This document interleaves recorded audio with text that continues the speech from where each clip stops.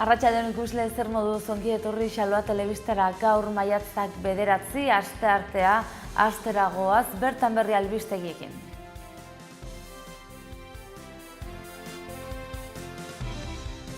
Nafarroako Parlamentuak Ultzamako biometanizazio instalazioaren obra eta ustiapena esleitzeko prozedura ikertuko du. Nafarroako zonifikazioa aldatzeko beste bide bati ekingo dio gaur Atezko udalak eremu ez euskaldunetik mistora pasatzeko eskaria egingo du. Nafarroako Parlamentuko mahaiak ekainaren 30 luzatu du polizien legeari zuzenketak jasotzeko epea.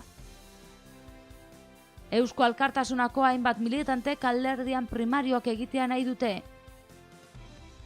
Esa urtegiaren proiektu aztertu arte handitzeko lanak gelditzeko exigitu dute. Nafarroako Parlamentuak Europar Batasuneko bandera jarri du berriz. Eraso sexisten aurkako salaketak 19% hazi dira azken urtean. Edalontzi berrerabilgarria jai jasangarrien bidean izeneko jardunaldia egingo da Iruñan. Udako Euskal Unibertsitateak antolatuta bihartik ostiralera Ikergazte ikertzaile gazteen bigarren kongresua eginen da. Astearte honetako albisteekin hasteko Nafarroako Parlamentuak Ultzamako biometanizazio instalazioaren obra eta ustiapena esleitzeko prozedura ikertuko du. Geroa bai, EH Bildu ahal dugu eta Ezkerra alderdien proposamena osteguneko osoko bilkuran eztabaidatuko dute. Lauko gobernuaren babesaz gain, PSN eta PP alde agertu dira. Ultzamako biometanizazio instalazioaren obra eta ustiapena esleitzeko prozedurari buruz ikerketa batzorde osatzeko lehen urratsa eman du Nafarroako Foru Parlamentuak. Izan ere, talde gehienek babestutako eskaera bat tramitatzea onartu dute. Geroa bai, EH Bildu, Podemos eta Ezkerra alderdien proposamena osteguneko osoko bilkuran eztabaidatuko dute. Lauko gobernuaren babesaz gain, PSN eta PPN alde agertu dira, bozeramaileek jakinarazi dutenez, UPN alde edo aurka egingo duen jakitea falta da. Asteazkenean berriz Asunción Olaetxea Nafarroako kontuen ganberako presidenteak Parlamentuko batzordean zehaztuko du kontrolerako erakundeak jarduera horri buruz egindako txostena. Zenbait kontutan legea ez dela betetzen atzeman dutenez fiskaltzari igorri diotela azaldu du. Nafarroako zonifikazioa aldatzeko beste bide bati ekingo dio gaur Atezko udalak eremu ez euskaldunetik mistora pasatzeko eskaria egingo du. Beste bide bati ekingo diote gaur Nafarroako zonifikazioa aldatzeko eremu ez euskaldunetik mistora pasatzeko eskariak egiten ari dira dozenaka udal eta Atezko udalak emango du beste pauso bat. Halaxe adierazi dute udaleko ordezkariek. Eremu mistoa uzteko eskatuko dute eta zona euskaldunean sartzea eskatuko dute. Aldaketa handia izango da, euskara hizkuntza ofizial bihurtuko litzateke herrian. Horrekin besteak beste, langileen hautaketan pisu handiagoa izango du euskarak eta hezkuntzan G eredua desagertuko da. Udalean EH Bilduk du gehiengoa eta hortaz ziurra da eskaria onartuko dutela bilkuran. Gero, parlamentura joango da gaia. Eremu ez euskalduna utzi eta mistora pasatzeko eskara egin dute dagoeneko Nafarroako 43 herrik. Zizur txikiak adibidez, eremu ez euskaldunera pasatzeko aukera aztertuko du. Eta Nafarroako Parlamentuko mahaiak bertzalde hurrengo ekainaren 30 luzatu du polizien legeari zuzenketak jasotzeko epea. Nafarroako Parlamentuko mahaiak hurrengo ekainaren 30 arte luzatu du polizien legeari zuzenketa jasotzeko epea. Beraz, gobernuaren proiektua ez dut aurkeztuko uda igaro arte eta hori legea baztertzearen parekoa dela salatu du UPNek. Oposizioa kritikatu egin du erabakia, geroa bai, EH Bildu, Podemosek eta Ezkerrak hartu dutena UPNren, PSNren eta PPren iritziaren aurka.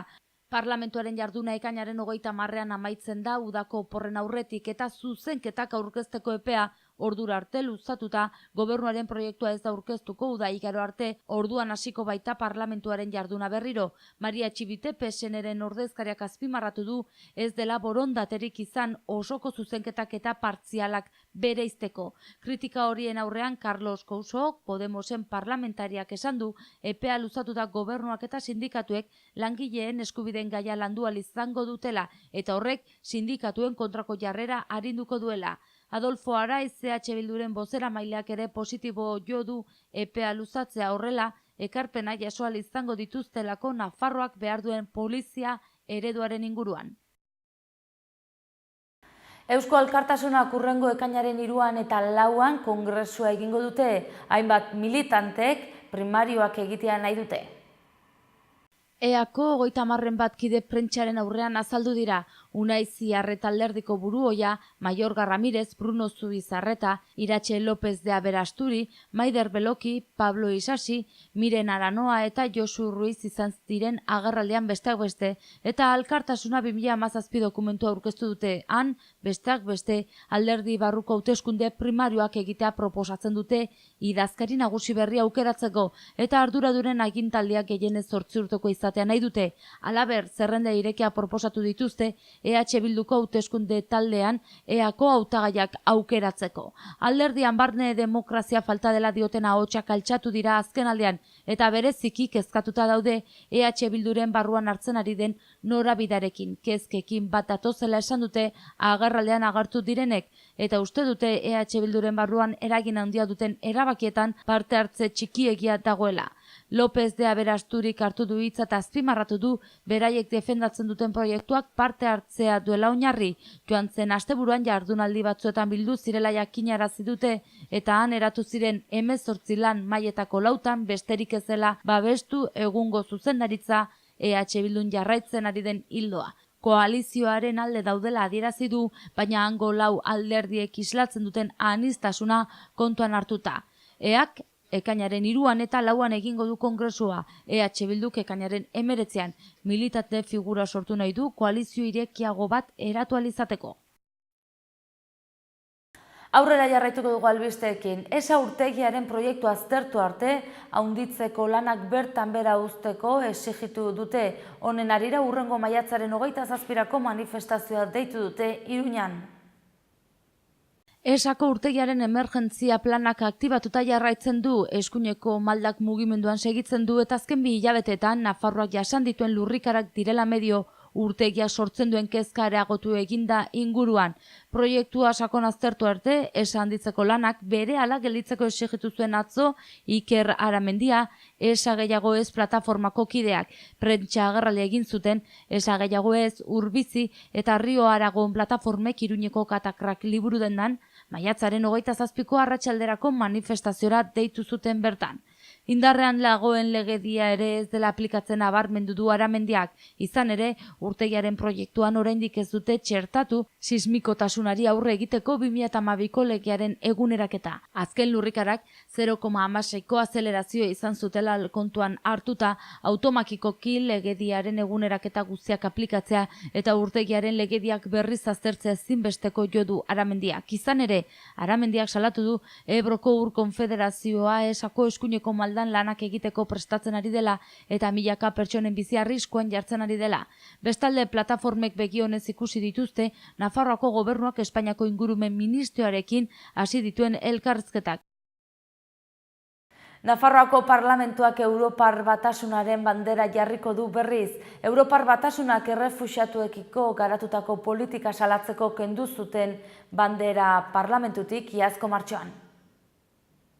Iazko martxoan kendu zuten Europar Batasunak errefuxiatuekiko garatutako politika salatzeko. Geroa baik argudiatu du protesta simbolikoa izan zela hura, baina badela garaia Europar Batasunaren bandera berriz jartzeko eta testuinguru politiko aldatu dela ekarri du gogora Koldo Martínez bozeramaileak. UPN pozik azaldu da, Carlos García Danerok azpimarratu du bandera sekula kendu beharrez zutela. Europako bandera jartzearen aurka segitzen dute EH Bilduk, Alduguk eta Ezkerrak, eta hala bozkatu dute parlamentuko mahaiko kide diren Maiorga Ramirezek eta Ainhoa Aznarezek.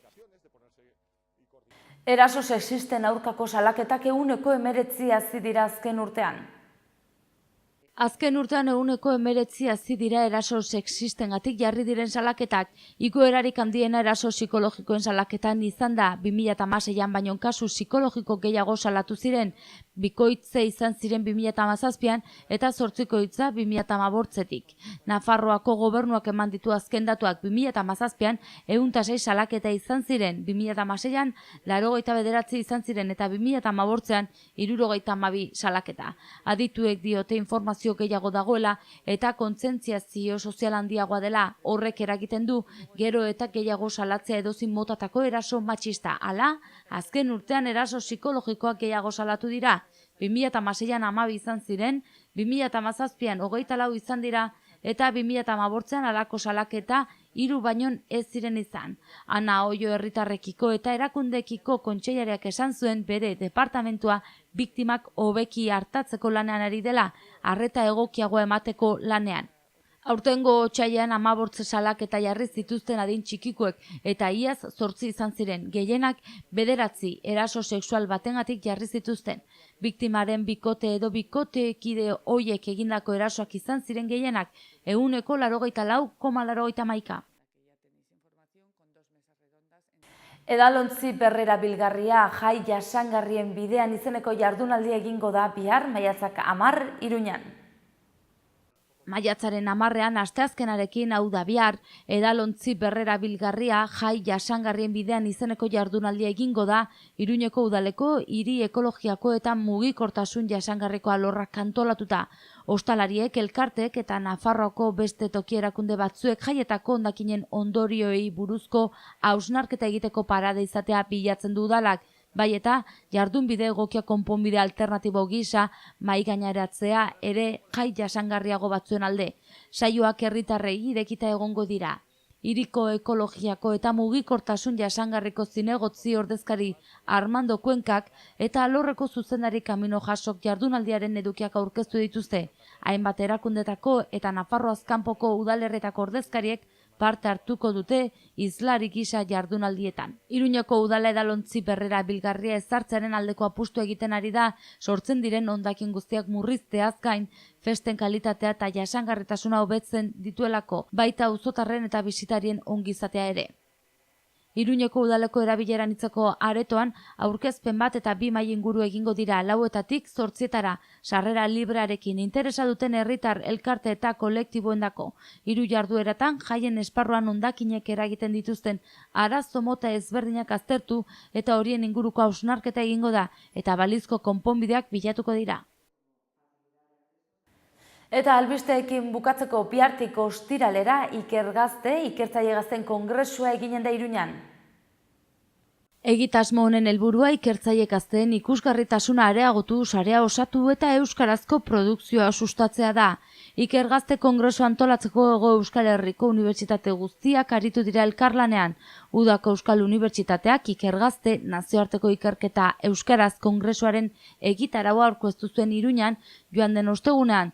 Bertan, Iñaki Alegriak, Udako Euskal Unibertsitateko zuzendariak, Miren Josu Ola Etxebarriak ikertzaile eta kongresuaren arduradunak, Patxi Salaberrik, Nafarroako Unibertsitate Publikoko katedradun eta kongresuaren arduradunak, Ramon Gonzalok, Nafarroako Unibertsitateko ikerketa errektore ordeak, Jon Zaratek, Euskal Herriko Unibertsitateko Euskara eta etengabeko prestakuntzaren errektore ordeak, Rafael Aldabek, Nafarroako Unibertsitateko ikertzailea eta batzorde zientifikoko kideak, Elisabet Perezek Deustoko Unibertsitateko Euskal Gaien Institutuko zuzendariak eta Jose Ramon Bitoriak Mondragon Unibertsitateko UESI Fakultateko ikerketa zuzendariak parte hartu dute.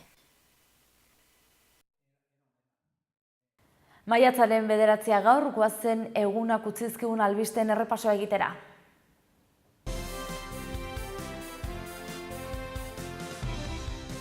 Nafarroako Parlamentoak Ultzamako biometanizazio instalazioaren obra eta ustiapena esleitzeko prozedura ikertuko du.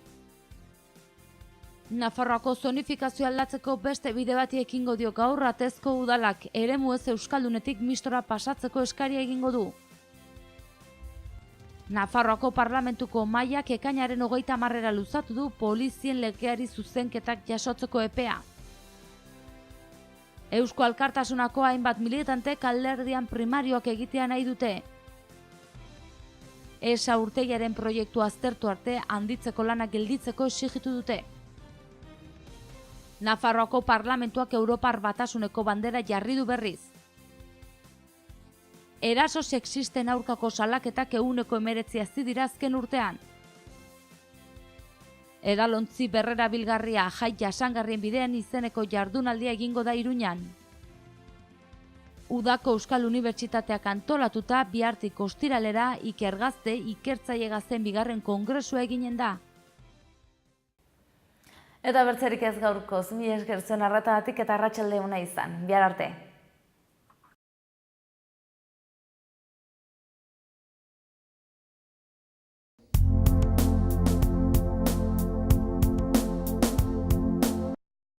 Errenta aitorpena. Hasi da aurrez aurre errenta aitorpena egiteko epea. Ekainaren 23 bitartean arretarako guneetan aurkez dezakezu ala aurrez hitzordua eskatuta Nafarroako Ogasuneko bulegoetan. Orain gainera, zeure ekarpenak zehazki nora joanen diren ikus dezakezu aurrekontua.nafarroa.eus gunean sartuta. Ekarpenez eraikitako etorkizuna.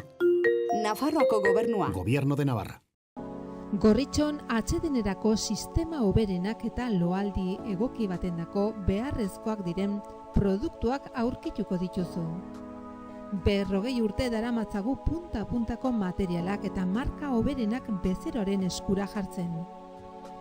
Deskansatzeko sistemetan aditua gara, sofak, koltsoiak, somierrak.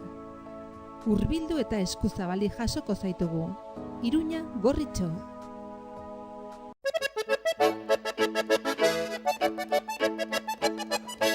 Irungo Meak auzoan Ola sagardotegian famili edo lagun artean giro ezin hobea.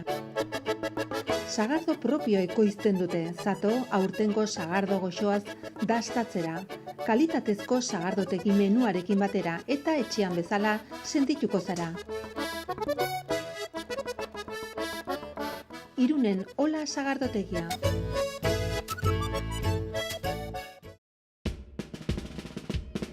Gipuzkoako Tolosaldean, Leaburu herrian, inguru aldapatsu bezain politean kokatua dago Mahala baserria. Bertan ekoiztu eta elaboratzen dira hainbat esneki eta txerriki, hasi gazta eta jogurretatik eta txorizo eta urdaiazpiko onduetaraino. Baserritik bezeroaren ganaino zuzenean iristen dira produktuak, modu naturalean eginak dira. Beraz, benetan, produktu osasuntsuak konsumitzeko aukera ematen du Mahalak. Eta goxo-goxoa gainera. Jan Baserritik. Gure lurreko larre gozotik, nator zuzenean. Zuretzat esneki bihurturik modu naturalenean.